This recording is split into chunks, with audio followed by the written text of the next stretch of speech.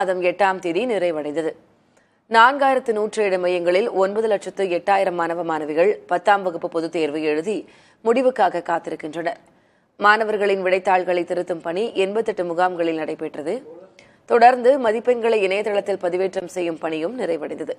இதையடுத்து ஏற்கனவே அறிவித்தபடி பொதுத் தேர்வு முடிவுகள் இன்று காலை 9:30 மணிக்கு வெளியிடப்பட உள்ளன. பள்ளி மாணவர்கள் தனித் தேர்வர்களுக்கு அவர்கள் பதிவு செய்த செல்போன் எண்ணுக்கு குறுந்தகவல் மூலமாக தேர்வு முடிவுகள் அனுப்பப்படும் என தேர்வுத்துறை அதிகாரிகள் தெரிவித்துள்ளனர்.